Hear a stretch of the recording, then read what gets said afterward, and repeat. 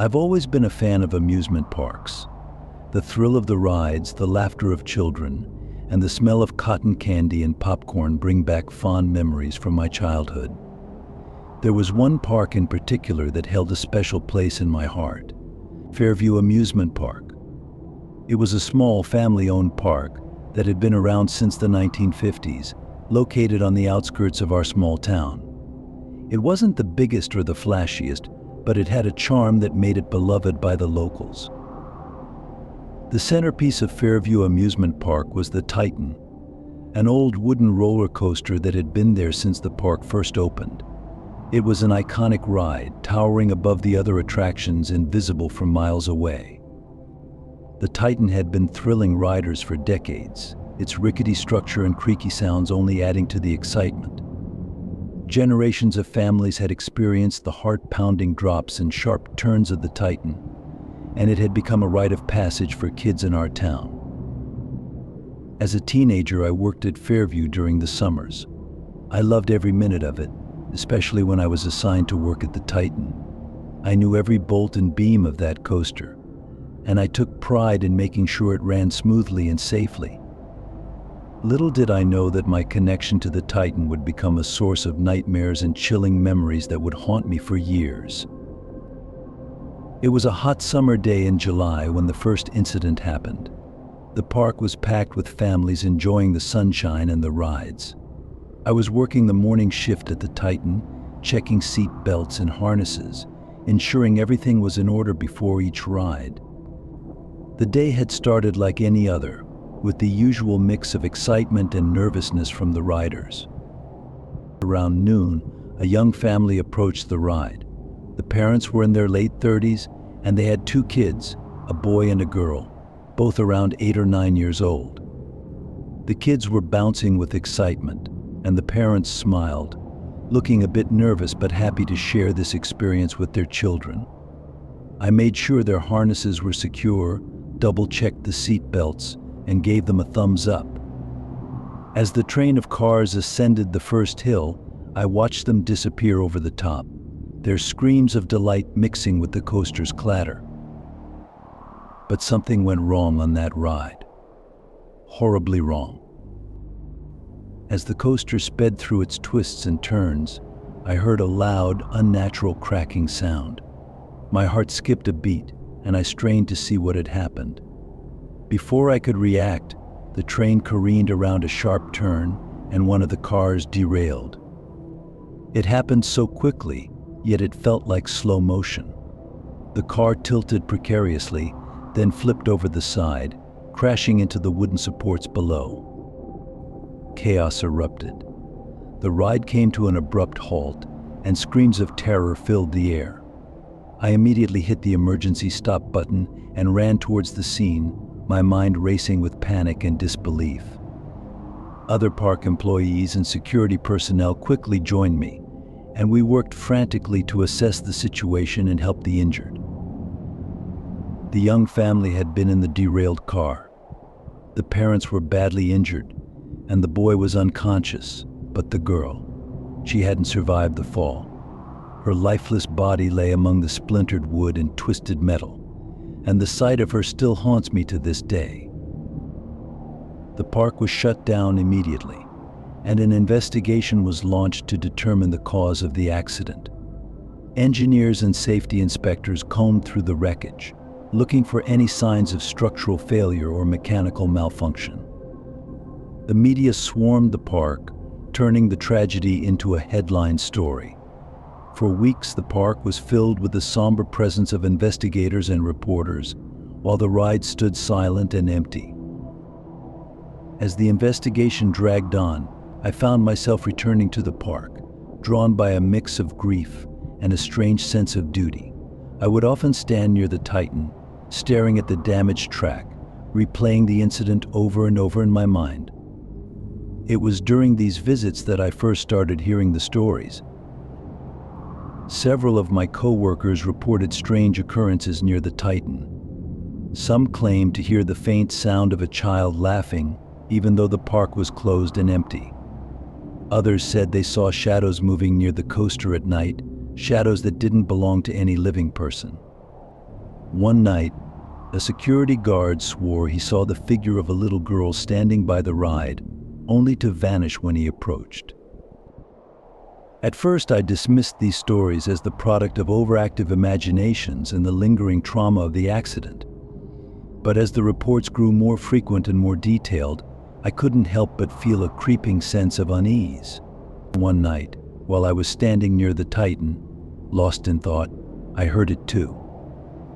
The unmistakable sound of a child's laughter carried on the wind. It sent chills down my spine.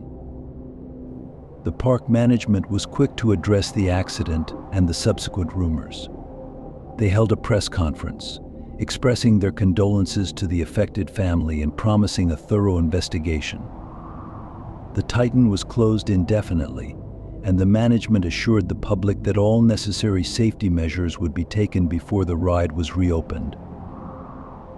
Despite their efforts, the stories of strange occurrences persisted. Maintenance workers reported tools going missing or being moved when no one was around. One worker claimed he saw the ghostly figure of a little girl standing on the track, only to disappear when he called out to her. Another said he felt a cold, unseen hand touch his shoulder while he was inspecting the ride. The park management tried to downplay these reports, attributing them to stress and fatigue. They brought in a team of psychologists to talk to the employees, offering counseling and support. But the stories continued, and the sense of unease grew. One evening, I decided to stay late at the park. I wanted to see for myself if there was any truth to the rumors. Armed with a flashlight and a sense of determination, I made my way to the Titan. The park was eerily quiet, the rides casting long shadows in the dim light of the setting sun. As I approached the Titan, I felt a strange, heavy feeling in the air, as if the very atmosphere was charged with something unnatural. I climbed the steps to the platform and stood by the tracks, listening to the creaking of the wooden structure and the distant sound of the waves crashing against the shore. For a while, nothing happened. I felt a bit foolish, standing there in the dark, waiting for something to happen. But just as I was about to leave, I heard it. The soft, melodic sound of a child's laughter. It was faint, almost like an echo, but unmistakable. I froze, my heart pounding in my chest. The laughter grew louder, more distinct, and I turned my flashlight towards the source of the sound. There, standing on the track, was the translucent figure of a little girl. She was dressed in old-fashioned clothes, her hair tied in pigtails, and she was staring right at me with a sad, haunting expression. I wanted to call out to her, to ask who she was and why she was here, but the words caught in my throat. As I took a step towards her, she vanished, leaving nothing but an empty track and the echo of her laughter.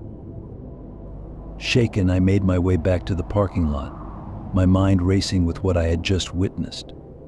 I tried to rationalize it, to tell myself that it was just my imagination, but deep down, I knew it was real. The stories were true. The Titan was haunted. Over the next few weeks, I delved into the history of Fairview Amusement Park and the Titan. I visited the local library, combing through old newspapers and records, trying to uncover any clues about the mysterious apparition. What I found was a web of local legends and eerie tales that seemed to span decades. One story in particular caught my attention. In the early 1960s, a little girl named Emily had gone missing at the park. She had been last seen near the Titan, but despite a massive search effort, she was never found. Some people believed she had fallen into the nearby lake, while others whispered about darker, more sinister possibilities. As I dug deeper, I found more accounts of strange occurrences at the park over the years. Visitors reported seeing ghostly figures, hearing disembodied voices, and feeling an inexplicable sense of dread near the Titan. One old newspaper article mentioned a psychic who had visited the park and claimed to sense a powerful, restless spirit tied to the coaster. The more I learned, the more convinced I became that Emily's spirit was still there, haunting the Titan. But why? What had happened to her, and why was she unable to move on? I felt a growing sense of responsibility to uncover the truth, to bring closure to her tragic story. Determined to get to the bottom of the mystery, I decided to spend another night at the park. This time I came prepared. I brought a voice recorder, hoping to capture any EVP, electronic voice phenomenon, that might provide clues about Emily's fate. I also brought a notebook to document anything unusual I witnessed. It was a chilly October night, and the park was deserted. The wind howled through the empty rides, and the moon cast eerie shadows on the ground. I made my way to the Titan, feeling a mix of anticipation and fear. As I reached the platform, I turned on my voice recorder and began to speak. "Emily, if you're here, can you give me a sign? I want to help you. Please, show yourself." For a long time, there was nothing but the sound of the wind and the creaking of the coaster. I began to doubt that anything would happen, that maybe I was just chasing shadows. But then, I felt it. A sudden drop in temperature, as if a cold breeze had swept through the platform. I turned my flashlight towards the track and saw her again. Emily. She was standing there, her eyes filled with sadness and longing. I took a deep breath and stepped closer. "Emily, what happened to you? Why are you still here?" The air grew even colder, and the voice recorder in my hand crackled with static. I heard a faint whisper, almost too soft to make out. I strained to listen, my heart pounding in my chest. "Help. Me." The words sent a shiver down my spine. Emily was reaching out for help, trapped in this place for reasons I couldn't understand. I felt a surge of determination. I had to find a way to free her, to put her spirit to rest. But before I could say anything more, a powerful force struck me from behind. I stumbled forward, the voice recorder slipping from my hand. I turned around, but there was no one there. The platform was empty, yet I felt a malevolent presence, something dark and angry.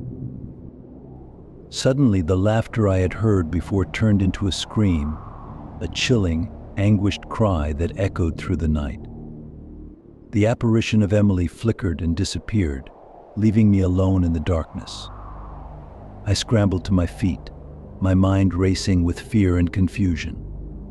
What had attacked me? Was it another spirit, something darker and more sinister than Emily? I left the park that night, shaken and terrified. The experience had left me with more questions than answers. Who or what had attacked me? And why was Emily's spirit still tied to the Titan? I realized that I had been so focused on the thrill and excitement of the park that I had overlooked the deeper, darker history that lay beneath the surface. In the days that followed, I continued my research, speaking with local historians and paranormal experts. I learned that the land on which Fairview Amusement Park was built had a troubled past. There were stories of violence and tragedy dating back to the early settlers, long before the park was established. Some believed that the land itself was cursed, a place where restless spirits lingered, unable to find peace. I also learned that the park management had known about the hauntings for years. They had tried to keep it quiet, fearing it would drive away visitors and ruin their business. They had even brought in priests and spiritualists to cleanse the park, but nothing had worked. The spirits remained, their presence a dark shadow over the park's history. Reflecting on my experiences, I realized the importance of being aware of my surroundings, of understanding that even the most familiar places could hold hidden dangers. The thrill of the rides and the joy of the park had blinded me to the darker truths that lay beneath the surface. I had learned a hard lesson about curiosity and the importance of respecting the past. In the end, I never did find out exactly what had happened to Emily or why her spirit remained tied to the Titan. The park eventually reopened, and the Titan was repaired and put back into operation. But the hauntings continued, and the stories of strange occurrences persisted. I stopped working at the park and moved on with my life, but the memories of that summer stayed with me. Fairview Amusement Park remains a place of wonder and joy for many, but for those who know its history, it is also a place of mystery and darkness. The Titan stands as a reminder of the past, its wooden structure creaking in the wind, a silent witness to the tragedies and hauntings that have shaped its history. As for me, I still love amusement parks, but I approach them with a newfound sense of caution and respect. I know now that there are secrets hidden in the shadows, and sometimes those secrets are best left undisturbed.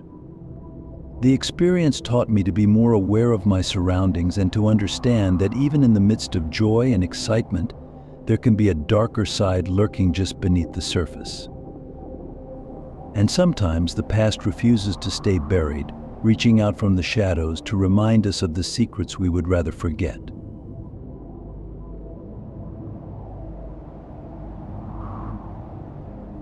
There's something inherently unsettling about funhouses.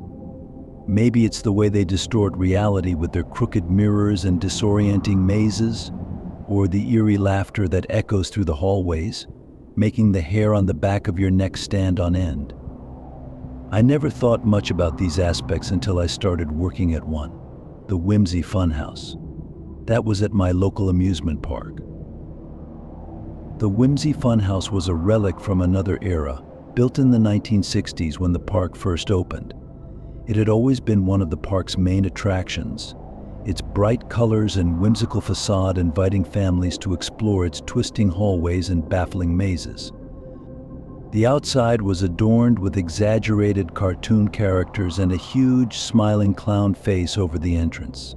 Once you stepped inside, the vibrant exterior gave way to a maze of dimly lit corridors, distorted mirrors, spinning tunnels, and dead ends designed to confuse and delight visitors. My name is Steve, and I had been working at the amusement park for 3 summers. When I was first assigned to the funhouse, I thought it would be an easy gig. My job mainly involved standing at the entrance, guiding people in, and occasionally patrolling the inside to ensure no one got hurt or stuck.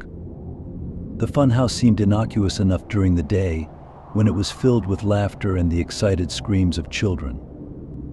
But as the park began to empty out in the evening, the funhouse took on a different character. It was a sweltering July afternoon, and the park was buzzing with activity. Families had flocked to the amusement park to escape the oppressive summer heat, and the Whimsy Funhouse was particularly popular that day. The air inside was cooler than outside, a welcome respite from the blazing sun.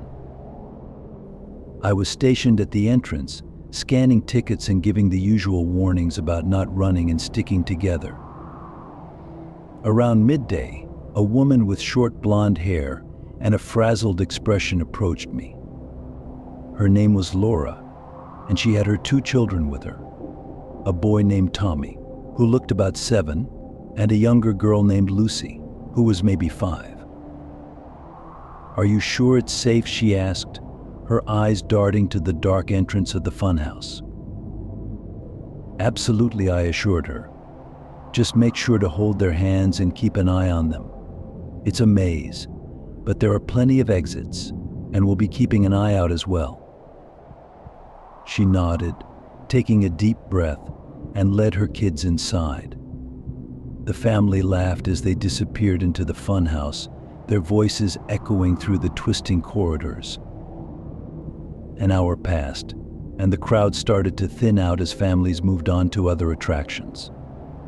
I was chatting with Mark, another park employee, when Laura came running out of the funhouse, panic etched on her face. "He's gone. I can't find Tommy," she cried, clutching Lucy's hand so tightly that the little girl whimpered. My heart skipped a beat. "What do you mean? How long has he been missing?" Laura was frantic. We were together and then, I don't know. He was right there and then he wasn't. Mark and I sprang into action. We called for backup, and soon a team of park employees was combing through the funhouse, calling out Tommy's name. Laura stood by the entrance, tears streaming down her face as she tried to comfort Lucy. The search lasted for hours. Every nook and cranny of the funhouse was inspected, from the spinning tunnels to the hidden alcoves behind the mirrors. We even checked the maintenance areas that were off limits to visitors, but there was no sign of Tommy. It was as if he had vanished into thin air. The police were called in, and the park was temporarily shut down. Detectives swarmed the funhouse, taking statements and searching for any clues that might explain Tommy's disappearance. Laura was inconsolable, her sobs echoing through the now silent park. I felt a knot of guilt tightening in my stomach. I had been right there, and yet somehow a child had gone missing on my watch. Over the next few days, the investigation intensified. The detectives brought in forensic experts who dusted for fingerprints and searched for any signs of foul play. The park's security footage was reviewed, but the cameras in and around the funhouse provided little useful information. The maze-like structure made it difficult to track anyone's movements for long. Rumors began to spread among the park employees and the community. Some believed that Tommy had wandered off and managed to find an obscure exit, though no one could explain why he hadn't been found. Others whispered darker theories, that someone had taken him, that the funhouse had hidden depths and secrets unknown to the public. One of the more persistent theories involved the history of the whimsy funhouse itself. According to some of the older employees, the funhouse had been the site of several strange incidents over the years. There were stories of people feeling inexplicable chills, hearing whispers, and even seeing shadowy figures darting through the corridors. Most of these stories were dismissed as overactive imaginations or attempts to spook new employees, but in the wake of Tommy's disappearance, they took on a new, more sinister significance. In the weeks that followed, I began to hear more accounts from my fellow employees and even some visitors about strange occurrences in the funhouse. Mark, who had been working at the park for nearly a decade, told me about an experience he had one evening after closing time.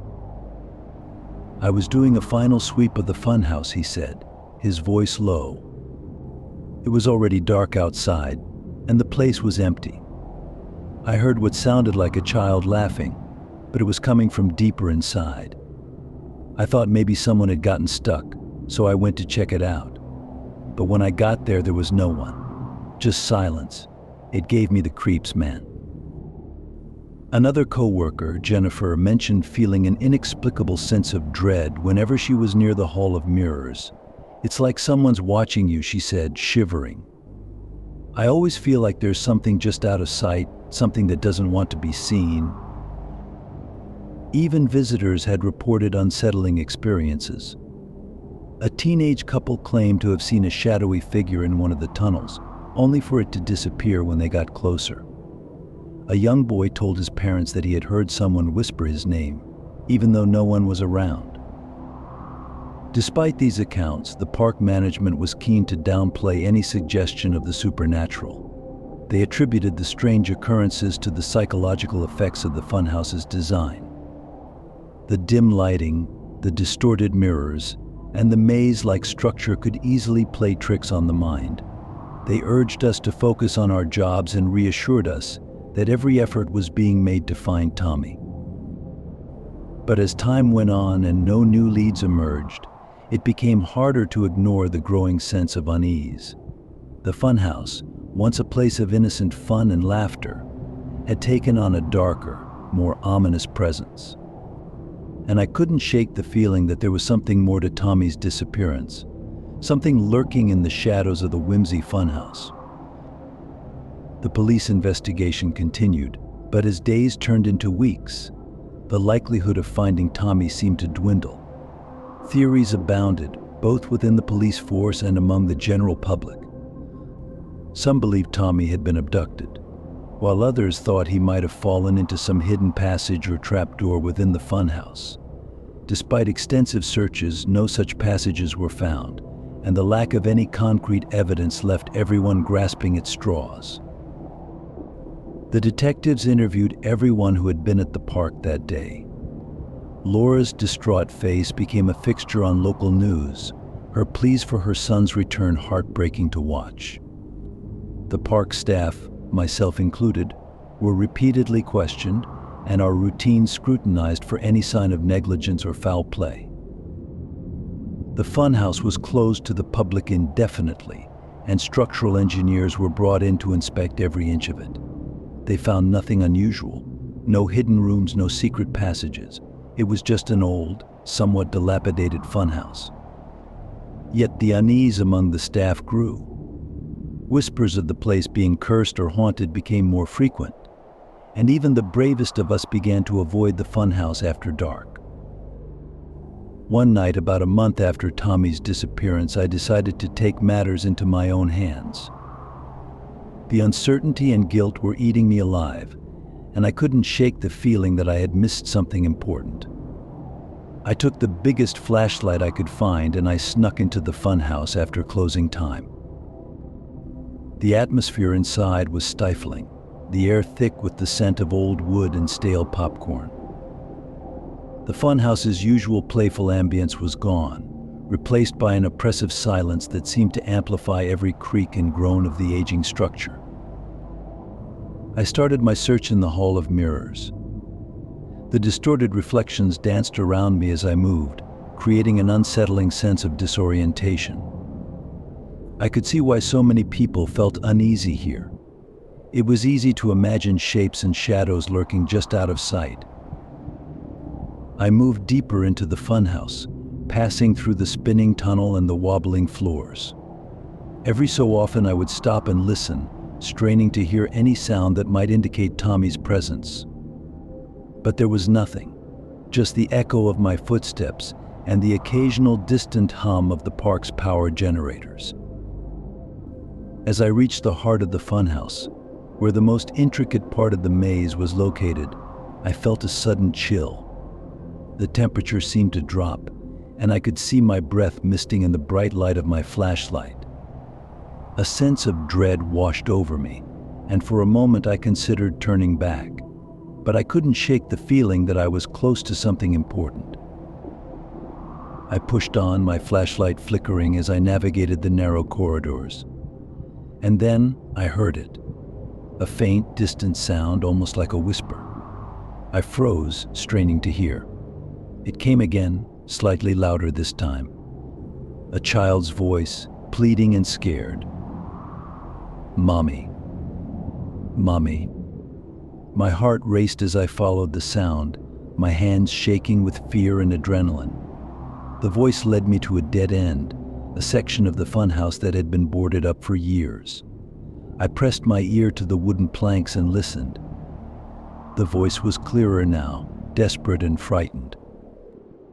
"Mommy, help me." I didn't hesitate. Using a crowbar I had brought with me, I pried the boards loose, revealing a narrow, dusty passageway. The air inside was cold and stale, and the darkness seemed to press in from all sides. I took a deep breath and stepped inside, my flashlight cutting a narrow beam through the gloom. The passageway was narrow and twisted, leading me deeper into the bowels of the funhouse.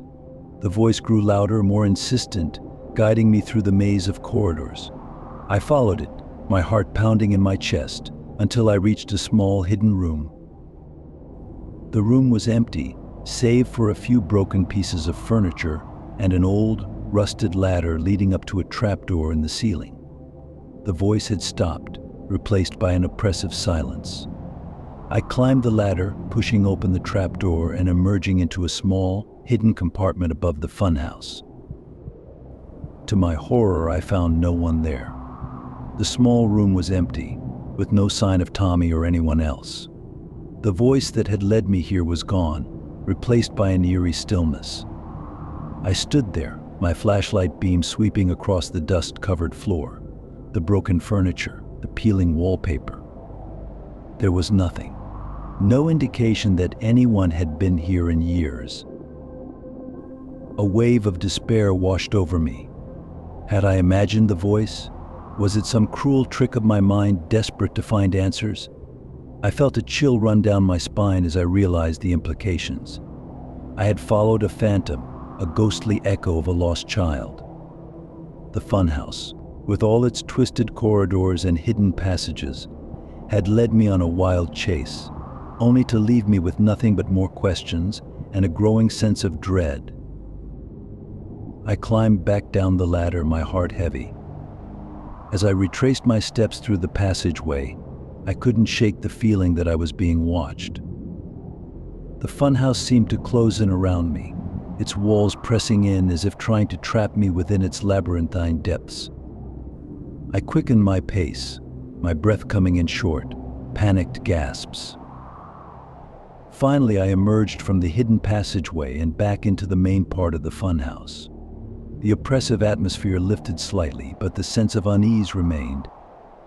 I made my way to the exit, my mind racing with thoughts of what I had experienced. I had found nothing, but I couldn't deny the chilling reality of the voice I had heard. Something, or someone, was haunting the whimsy funhouse, and it had led me on a terrifying journey into its darkest corners. In the days that followed, I shared my experience with Mark and a few other trusted colleagues. We were all shaken by what I had found, or rather, what I hadn't found. The voice I had heard was a mystery, and it only deepened the enigma surrounding Tommy's disappearance. The park management continued to downplay any suggestion of the supernatural, but whispers of ghostly activity grew louder among the staff. Some believed that Tommy's spirit was trapped within the funhouse, unable to find peace. Others speculated that the funhouse itself was cursed, a malevolent force that had claimed the boy and wouldn't let him go. Despite the growing fear and uncertainty, the park remained open, and the whimsy funhouse continued to draw crowds. I couldn't bring myself to enter the funhouse again, the memory of that night too fresh and terrifying. But I couldn't escape the sense of guilt and responsibility that weighed heavily on my shoulders. The police investigation eventually reached a dead end. With no new leads and no evidence of foul play, Tommy's case went cold. Laura and her family were left with nothing but unanswered questions and a profound sense of loss. The community rallied around them, offering support and condolences, but the shadow of Tommy's disappearance lingered. The whimsy funhouse, once a place of innocent fun and laughter, had become a symbol of tragedy and mystery. Its bright colors and whimsical facade now seemed like a cruel mockery of the darkness that lay within. The park management implemented stricter safety measures and conducted regular inspections, but the sense of unease remained. For me, the experience left a lasting impact. I couldn't shake the feeling that I had come close to uncovering something important, only to be thwarted by the funhouse's twisted secrets.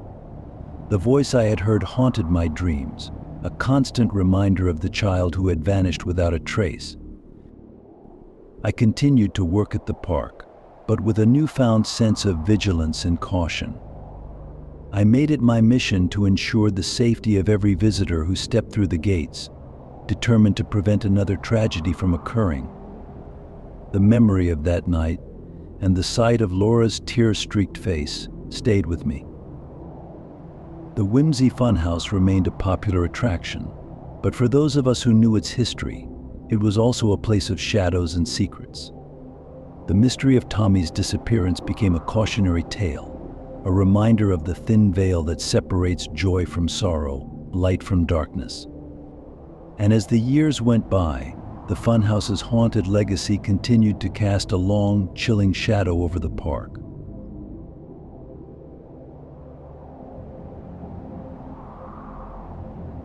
There's something about clowns that has always made me uneasy. The exaggerated makeup, the oversized shoes, the forced cheerfulness. It all strikes a dissonant chord. but I never thought much of it until I experienced what I'm about to recount.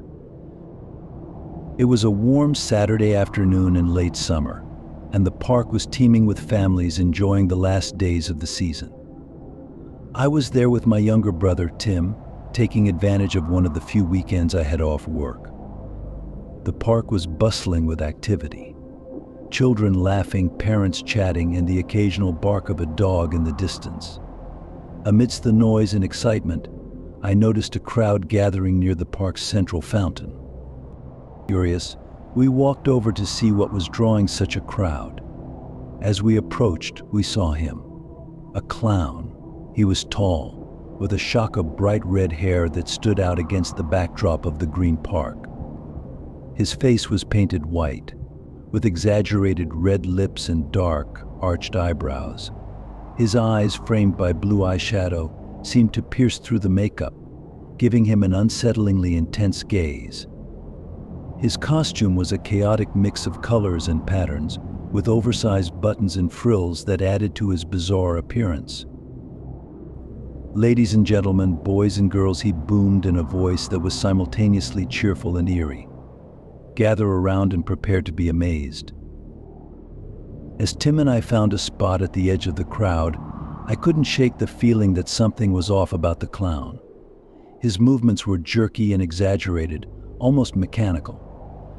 His smile, which never seemed to waver, felt more like a grimace. And his eyes, there was something about his eyes that made my skin crawl. They were too bright, too sharp, and they seemed to follow you no matter where you stood. He began his performance with a series of balloon animals, twisting and contorting the balloons into shapes with a speed and precision that was almost hypnotic. The children giggled and clapped, but I noticed that some of the adults seemed as uneasy as I was. One woman standing nearby whispered to her friend, glancing nervously at the clown. "Mom, can I have one?" Tim asked, tugging at my sleeve. I nodded, still watching the clown warily as Tim pushed his way to the front of the crowd to get a balloon. The clown handed Tim a balloon dog, his smile never faltering. As Tim rejoined me, the clown's gaze seemed to linger on us a moment too long, and I felt a shiver run down my spine. The performance continued with a series of magic tricks. Each trick was more elaborate and unsettling than the last. He pulled an endless stream of scarves from his sleeve, produced flowers from thin air, and even performed a levitation act that had the crowd gasping. But there was an edge to his performance, a darkness that seemed to seep through the cracks of his facade. Over the next few weeks, the clown became a regular fixture at the park. His performances drew large crowds, but not everyone was a fan. I overheard several conversations that mirrored my own unease. One evening, while waiting in line for ice cream, I struck up a conversation with a woman named Lisa, who had been at the park with her kids. "Have you seen the clown?" she asked, her voice low. I nodded. "Yeah, he's something else. He creeps me out," she admitted. "My daughter had nightmares after seeing him last week. She said he looked at her funny, like he was staring right through her." Another time, I was talking to a group of teenagers who had also noticed something strange about the clown. "He's weird, right?" one of them said. "I mean, I get that clowns are supposed to be funny and all, but there's something really off about this one. It's like he's trying too hard or something." "I don't know," another added. "It's his eyes. They freak me out. And did you see how he touched that one kid's shoulder? It was too familiar, you know." The unease was spreading, but no one seemed to know what to do about it. The park management didn't seem concerned. After all, the clown was popular, and he brought in the crowds. But the stories kept coming, each one adding to the growing sense of dread that surrounded the clown. The turning point came one Saturday afternoon, a month after the clown had first appeared at the park. Tim and I had decided to spend the day at the park again, trying to enjoy the last days of summer before school started. As we walked past the fountain, I noticed the familiar crowd gathered around the clown.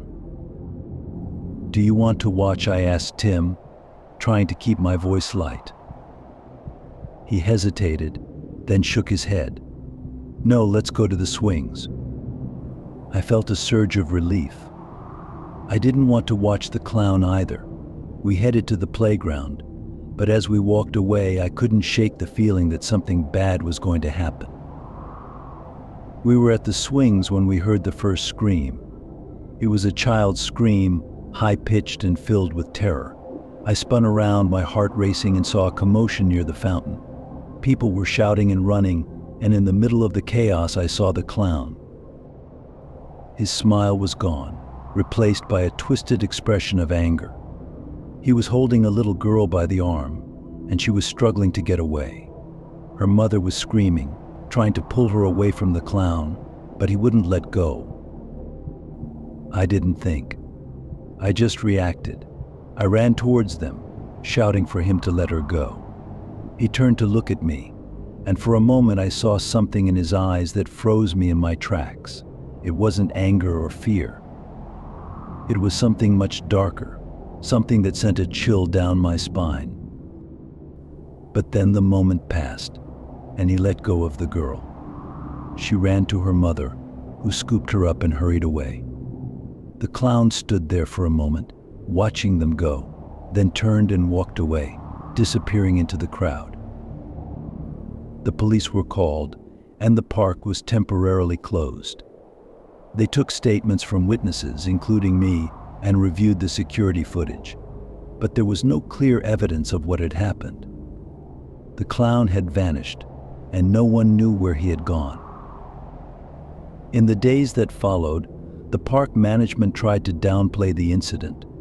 They issued a statement saying that the clown had been let go and that they were reviewing their hiring practices to ensure the safety of their visitors. But the damage had been done. The park's reputation was tarnished, and the clown's unsettling presence lingered in everyone's minds.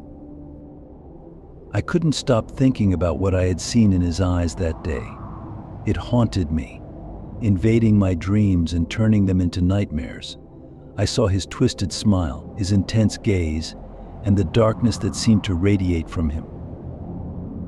The park installed more security cameras and increased the presence of security personnel, but the sense of unease remained. Parents were more cautious, keeping a closer eye on their children. The crowds at the park thinned, and the atmosphere of carefree fun was replaced by a lingering tension. I talked to other visitors who had been there that day, and the stories they shared only added to the sense of dread. Some had seen the clown's face contort into a mask of rage, while others had felt an inexplicable sense of terror when he looked at them. The little girl's mother told me that her daughter had been having nightmares ever since, waking up screaming that the clown was coming to get her. Despite the park's efforts to reassure the public, the story of the clown's unsettling behavior spread. Local news outlets picked up the story, and it became a topic of conversation in the community. People shared their own encounters with the clown, and the collective fear grew. For months after the incident, the park struggled to recover. The clown had cast a long shadow, and it took a long time for the sense of normalcy to return. Even now, I can't go to the park without feeling a sense of unease, a lingering fear that the clown might return. I've tried to put the experience behind me, but it's not easy. The memory of his eyes, the darkness I saw in them, stays with me.